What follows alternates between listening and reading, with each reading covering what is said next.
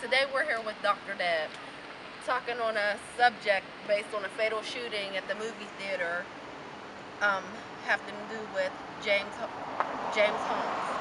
And I just want some answers of why someone would do something like that. And I come to you today to speak to you and get your thoughts on it. Well, Keisha, in the news, James Holmes is the guy who basically went into a movie theater and shot up. I think he killed 24 people, injured 58 individuals. Now, there's a current trending topic that says that he had a psychiatrist when he was in the University of Colorado. James Holmes was getting his PhD in science. Very smart individual. And while he was in school, he was seeing a psychiatrist because he had, some issues that he wanted to address. And while he was seeing a psychiatrist, he had made violent allegations while he was at the University of Colorado.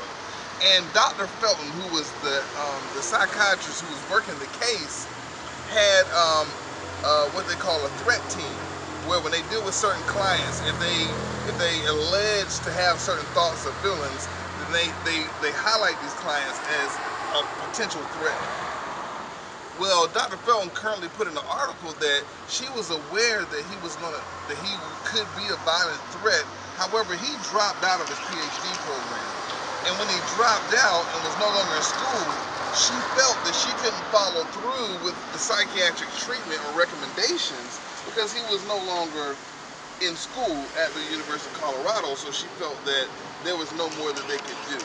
Now, the piece that I want to bring to the case is that as a therapist, when you're working with clients who may potentially have a suspected issue with violence or potentially harming someone, it is our duty as therapists to make sure that we put a plan in place at the onset.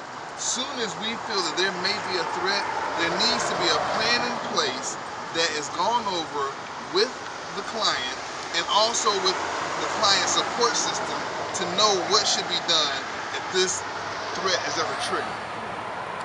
And depending on the level of threat, you may need to, as a therapist, make a recommendation for this client to be 302, which is a psychiatric term for involuntarily admitted into a psychiatric treatment facility.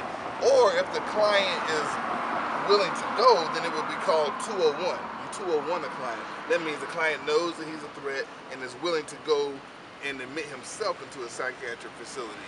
So since we know that there's some data around the fact that Dr. Felton may have known that the suspect was purchasing weapons and had alleged that he was having thoughts and feelings of being violent, I think there should have been a plan in place.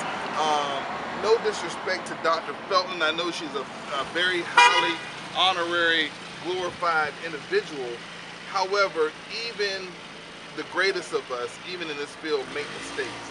And I think the ball was dropped when there was not an identified crisis plan put in place and an appropriate medication regimen put in place to address James Holmes before his mental health escalated.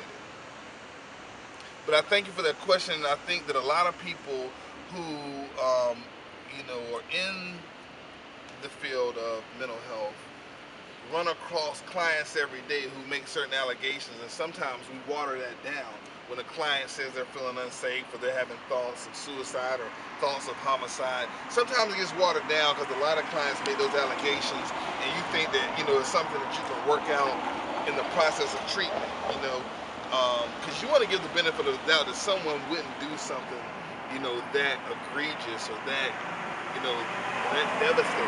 It's hard to wrap your mind around someone that would really do that. But it is in the field, it does happen, and as therapists, we need to make sure that we are protecting ourselves and also our clients, because that's what the relationship is about. It's about safety. So make sure that you guys are staying safe. Therapists, make sure that you're making your clients safe and you're keeping that relationship a place of safety, because the world depends on it.